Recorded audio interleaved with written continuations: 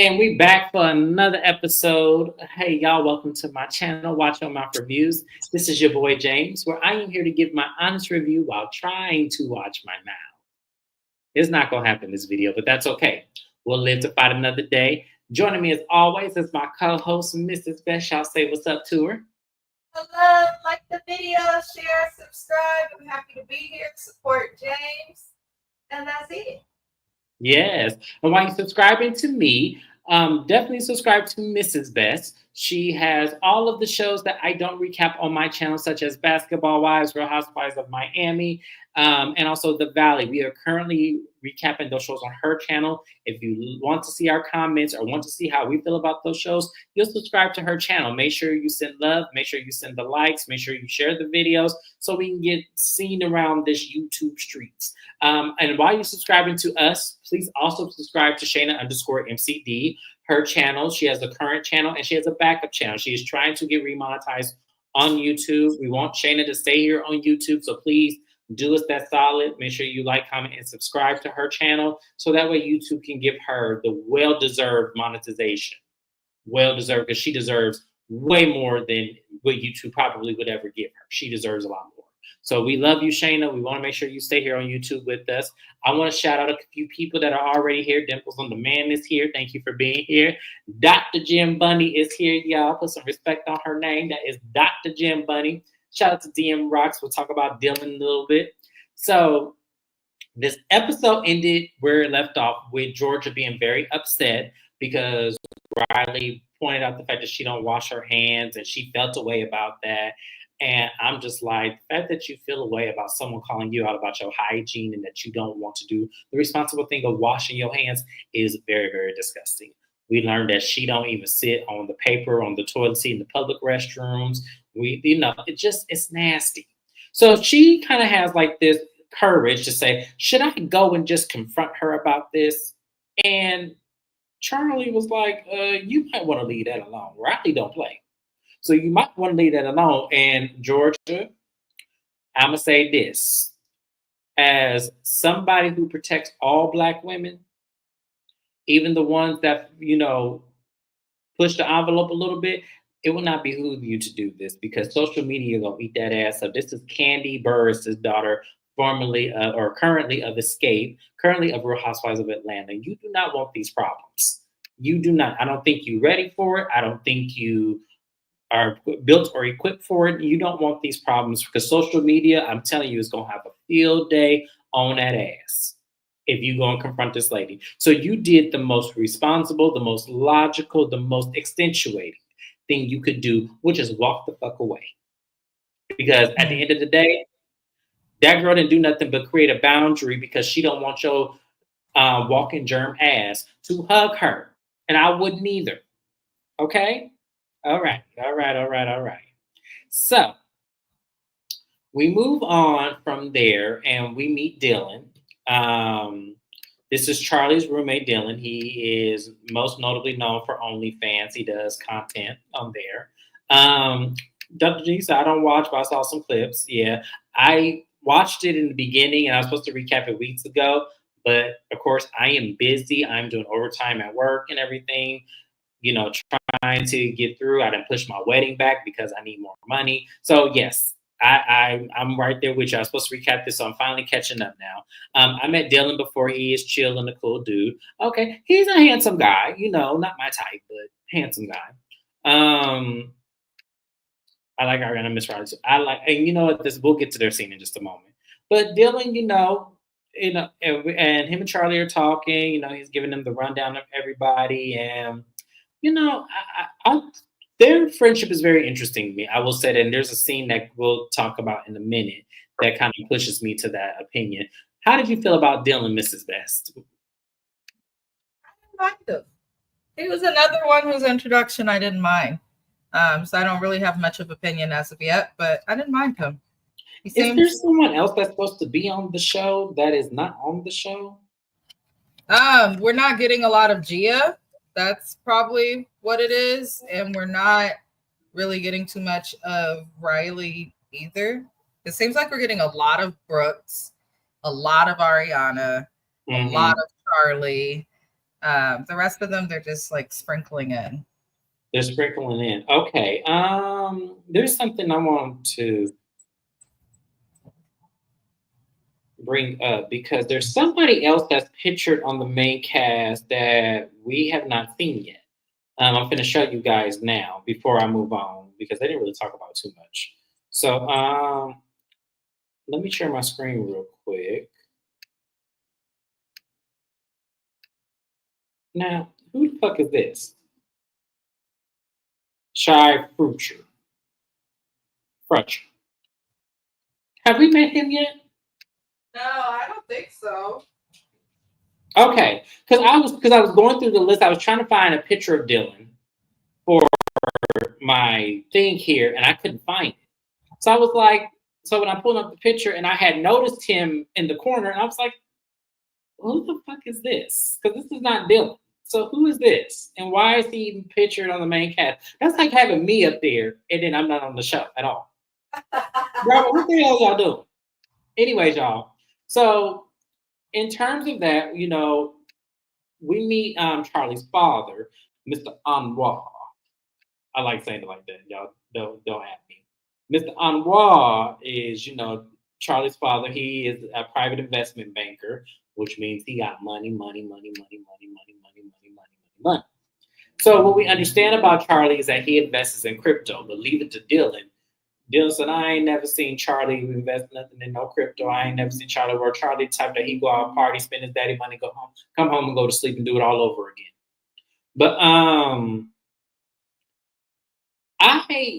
Anwar basically he was talking to his dad. He goes, "Do you have favorite children?" And he's fond of his daughters. And so to me, either Charlie is the outside kid of the relationship, or he just tired of funding his child. Like their relationship and dynamic was very interesting. Mrs. Best, how did you feel about Mr. Anwar and Charlie's relationship?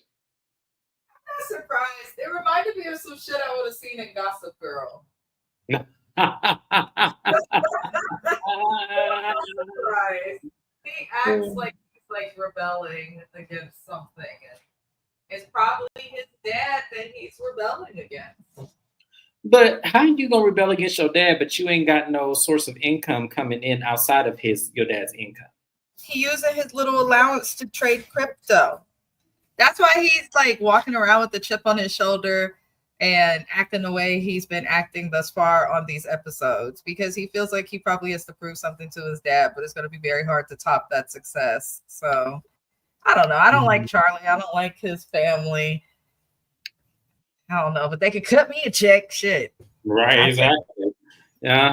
So at the same token with Dylan, Georgia stops by as well, and she's talking to them about Riley and how Riley was, treating her with the whole washing of the hands thing and everything. And Dylan says he's known Riley as well, so he's friends with her too, and she's cool people and everything. And Georgia just doesn't know how to feel about that. And I'm like, Georgia, once again, it's not normal to not wash your hands after you've used the facilities. It is not normal to parade around it and act like it's normal and that you were the kid who ate dirt, worms, and all that kind of shit. That's not normal behavior. Do kids do it? Absolutely, because they don't know no fucking better.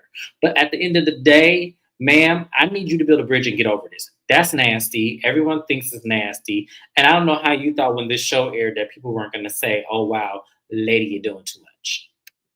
Because that's exactly how we all feel. So, I just can't with Georgia. I'm trying. I really am, but it's not, it's not clicking for me. She's not clicking. So we'll go ahead and let me see. Dimples on Demand said, Charlie seems like he's not feeling the housewife kids, but low key without them, none of us will be watching. Exactly. You better say it louder for the people on the back, because I didn't know, with the exception of Ava and the exception of, who else did I know before the show? I think it was just Ava that I knew before the show. I didn't know nobody else but the housewife kids. So, yeah. Not Gossip Girls. Chucky looks deranged. Like it's yeah. Mm-hmm. Yeah. He definitely does. But the next thing we have is Brooks and Meredith meet up with Teresa and Gia, and I'm just like, here we go with Teresa, y'all. I'm not ready for this. I do not, yeah.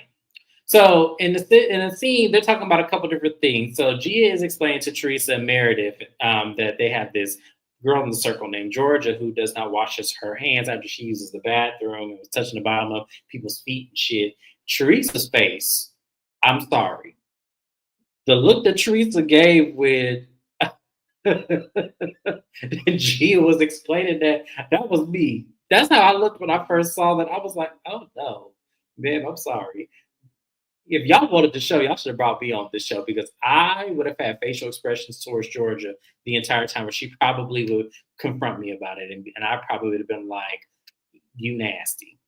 So it's terrible all around. But the real whole situation was Brooks wanted to talk about this situation with Chloe. And I said, Brooks, please do not drag this on. Please do not drag this on. Because Brooks acts like Chloe is 14 years old. Like this, and maybe because to me, I wouldn't care one way or the other because my siblings is grown. What you want me to do? They gonna meet somebody, they gonna do what they gonna do regardless of you trying to step it away. But I guess his stance to his mama and Teresa and Gia was the disrespectful text messages that Charlie sent to him and how, he really did feel away about that. And Meredith, her and her wrinkle, you can leave. She gonna throw in her 2 cents, of course, and say, I'm a mama bear. You don't play with my children and this and that. And I just said, oh God. Mrs. Best, please get Meredith for me, please. Because I'm not ready for this. And Salt Lake City is coming back soon. I'm not ready for this. How did you feel about this scene with Meredith, Teresa, Gia, and Brooks? That's a good question. She's using the restroom right now. Uh-oh. Shout out to Mr. Best and jumped on this lie in her place. She gonna get your ass. Lord Jesus. But she's using the restroom, y'all. Sorry about that. But we'll ask her when she get back because I want to definitely get her opinion on that. But I'm gonna go ahead and move on just a little bit. We're gonna catch up. I'm so sorry. I had to tinkle. Your husband jumped on there and explained it. Okay. I said she gonna get your ass. But I did hear you. I have nothing to say because nothing I say will be nice. I'm not surprised that Meredith and Teresa are friendly though. No, they're two birds of a feather. Meredith's like a less intense version of Teresa when you watch her on Salt Lake City. Like she never has a point. She never makes sense. She's in delusion. So it makes sense. Teresa, did y'all see her leave that interview recently on live television? When they asked her why you don't pay your taxes, why you didn't pay your taxes? Professional thing ever by turning off her phone. I said, no, Teresa, you answer the question. It was her taking a long ass time, fumbling the phone, trying to figure out how to disconnect for the live at the TV show. There. I said, Teresa, you didn't pay your taxes. Now, before you blamed it on Joe. Now you don't have Joe. It's your fault. And then Gia has allegedly been fired from this show and may get put out of school because she was one of the students who was like buying essays. I said the whole family's fraudulent. Hell. And Meredith hanging out with them while Meredith's crying about Monica on Salt Lake City. You hanging out with someone who's done time. Okay, Meredith. It behooves me, like I said, but these are two birds of a feather. I think they're the same person, same situation, same, delusion of grandeur. So, it doesn't surprise me at all that they're friends. It doesn't surprise me at all that they would hang out because this is right up Teresa's alley. The only friend that I feel like it does not make sense, but they've been friends for 45 years, is Dolores. That's the only thing that don't make sense to me is someone like Dolores being so loyal to that lady. But as I said, all my friends better show up like Dolores. That's all I'm going to say. If you don't show up like Dolores, I don't want you. Because Dolores' loyalty is so hard to find. I ain't never seen in my life a woman so loyal to a lady who literally can do shit wrong right in your face, and you gonna be like, well, that's how she felt that day. Damn, Dolores, I want a friend like you. I got friends like her. Mrs. Best is exactly like that. That's how James felt that day. And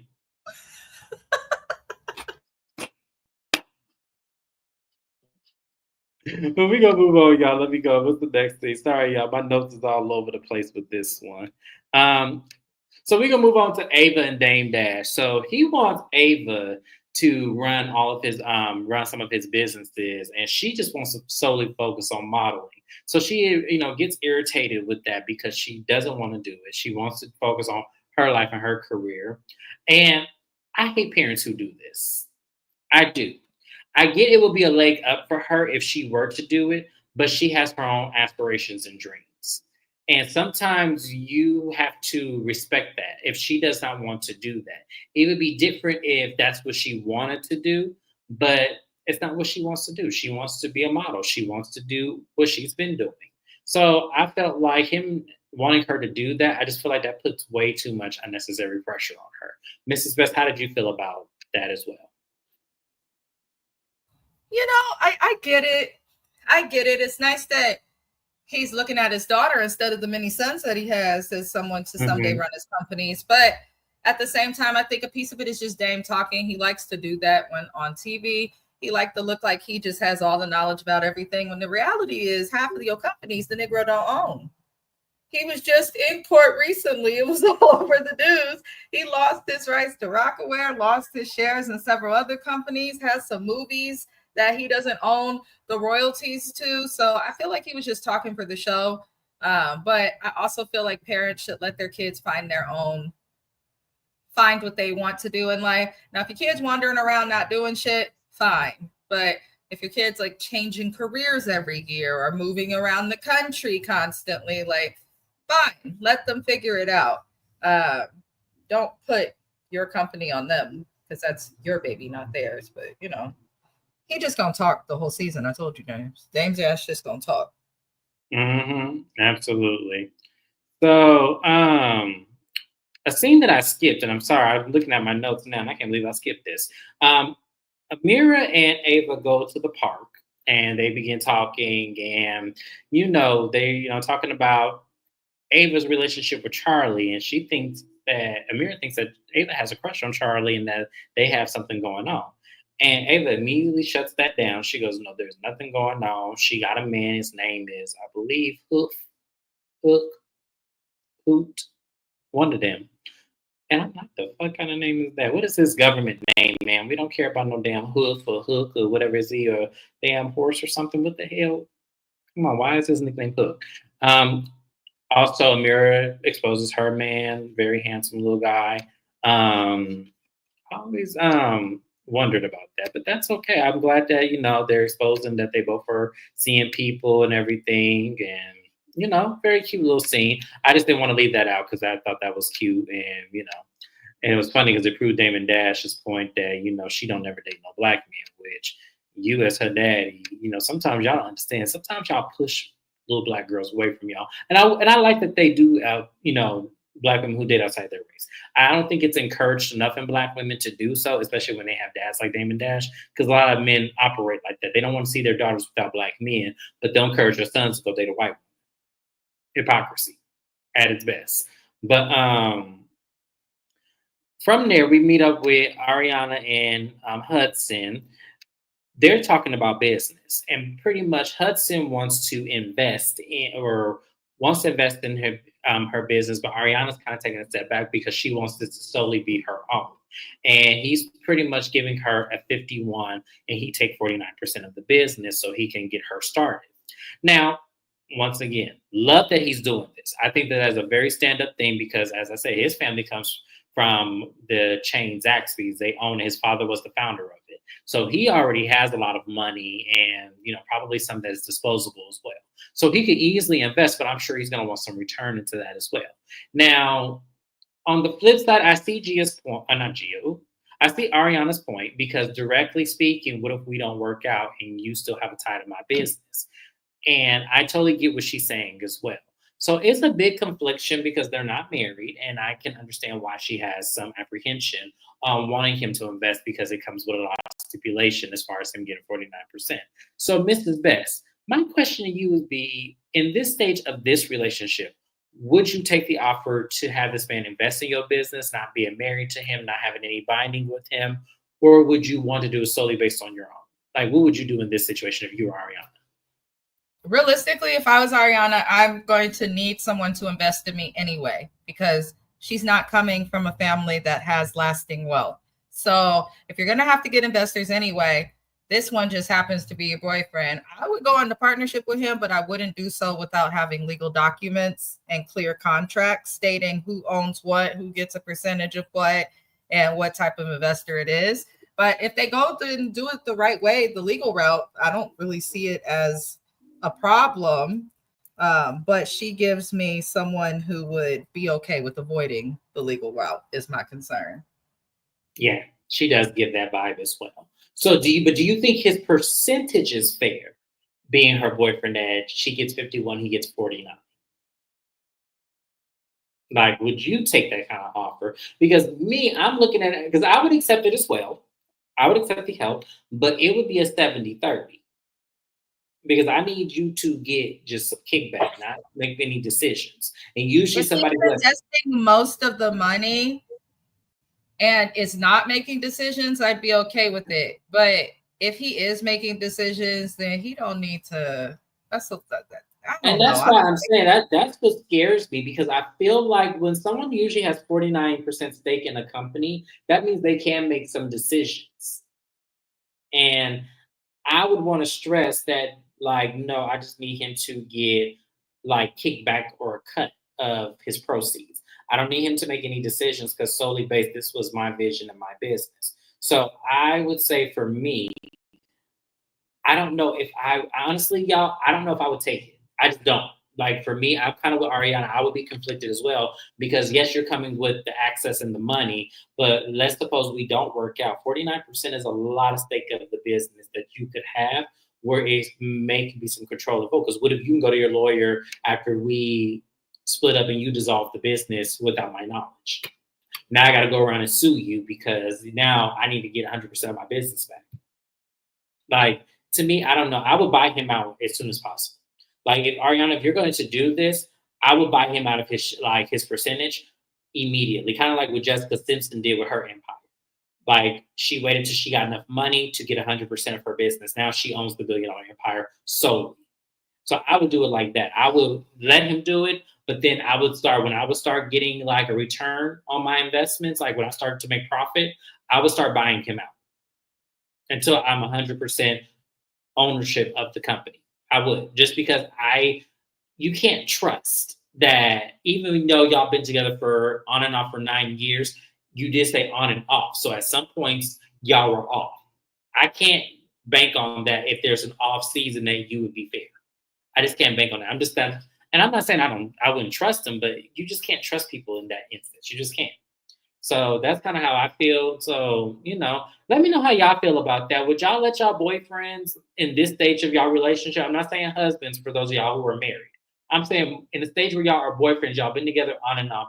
Would y'all allow him to invest in your company and take 49% stake? Let me know because I'm very apprehensive about that. I don't think she should do it. Moving on, we then have a scene where Riley and Ariana meet up with each other. And they have not seen each other since they were kids. And remember, Kim Zolciak and Candy Burris have had a falling out over tardy for the party. And then there's also some bullshit that's happened later on that was more recent. But that was where the beef between them started because Candy only made $3,000 and $4,000 for the song, while Kim Zolciak made about $90,000 to $100,000 for the song. So that was very shady business, and I would be mad about that as well. But the girls seemed to, it was a little shifty at first. It was awkward, but then they start to really bond, and the bond started to kind of grow a little bit more.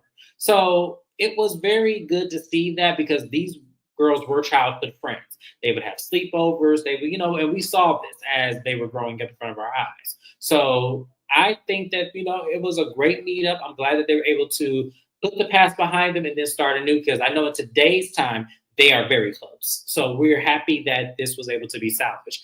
Mrs. Best, how did you feel about Ariana and Riley meeting It was nice to see them, come back and be cool. It's not their fault what their parents do. Their parents' beef has nothing to do with them. And I loved how they both expressed how their parents weren't even tripping about them seeing each other. So I'm happy to hear that it's positive. Absolutely, me as well. So in that instance, Riley invites Ariana out to meet the rest of the crew. Ariana has not met anybody with the exception of Brooks, I believe. That's the only person she knew outside of Riley. So they're going to go ahead and actually meet up in Brooklyn at some event. I forgot the name of the place. I do apologize, y'all. My notes got messed up here. But so they meet up. Brooks decides to ride with Ariana and Hudson. And Riley is there and she's telling them that she invited Ariana.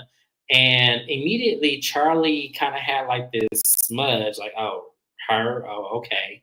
And it was kind of like, wait, where does this come from? Because I don't know if they have a past with each other or if there's some friction before. Because to my knowledge, they don't know each other yet.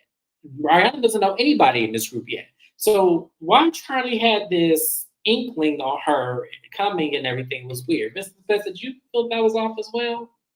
Because had I not known better, I thought these two dated. If I didn't know any better. Charlie is weird. I'm telling you, he has something against these housewife kids. And that's what was mentioned. I don't know if it was Brooks who said it in his confessional.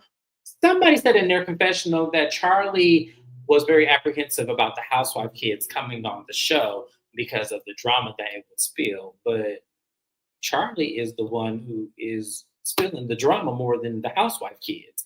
And as we said before, let's be very clear, Charlie, we didn't know you. We knew Ava because she was on a previous reality TV show. I didn't know Amira, and I sure the fuck did not know Georgia. So for me, it would have behooved you to have as many housewife kids on the show as possible because we knew them since they were kids and we knew their parents. So for you to sit up there and say that is very crazy. So it goes to show that maybe this show was in a development stage before the housewife kids came on. And then when they started to integrate the housewife kids, I think it changed the dynamic of what the show was supposed to be. So I think that's why he feels away. But at the same time, that's not Ariana's fault.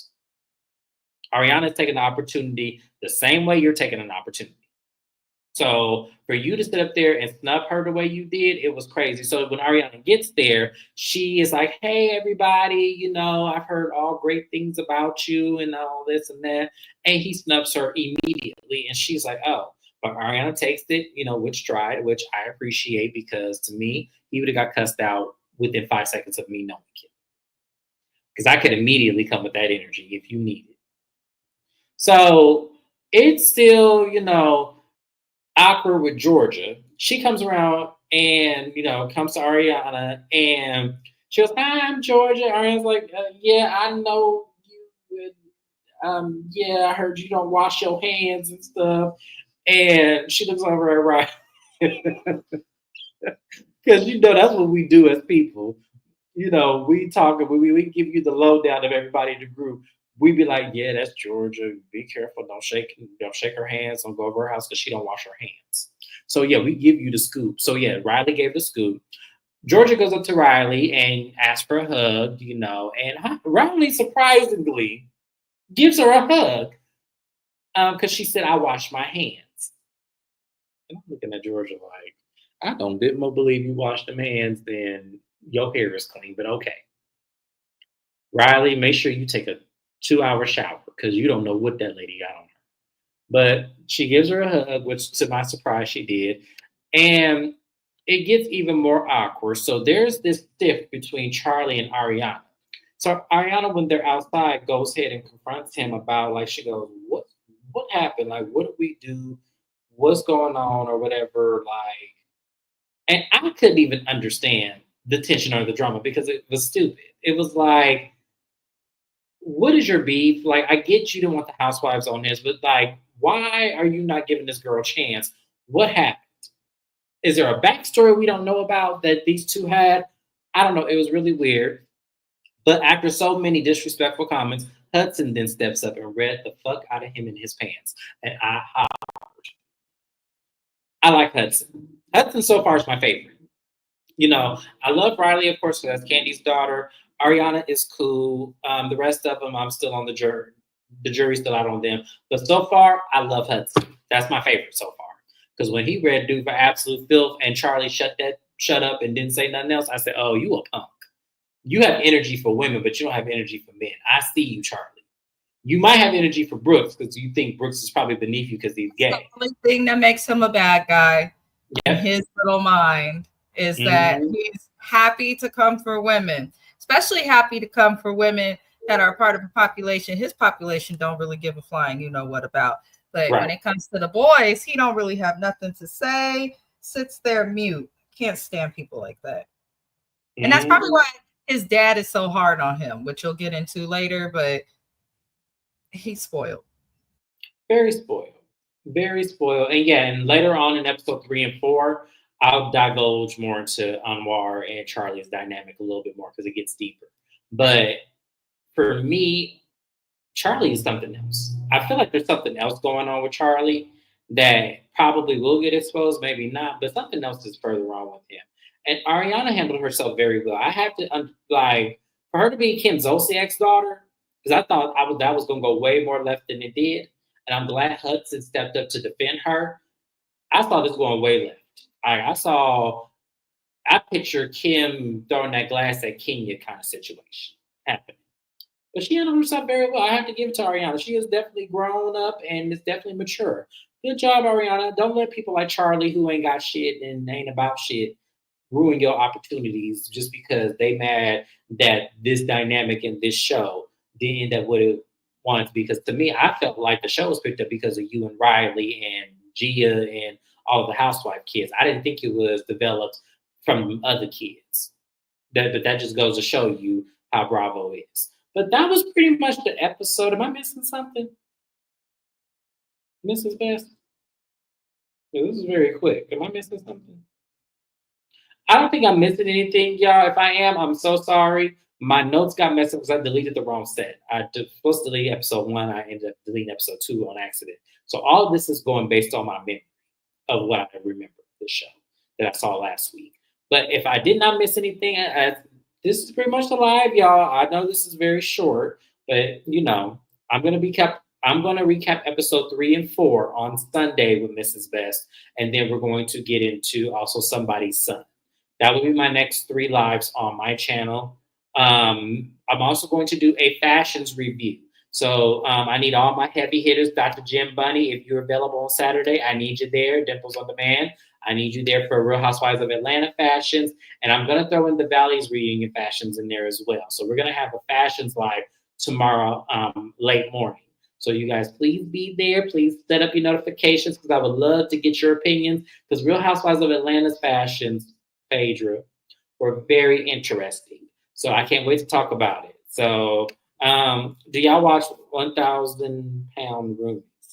Never heard of it. Never heard of it. I'll look into it. Is it something worth me recapping? I actually do watch it. I was muted. I've been watching it on Max. That shit is crazy.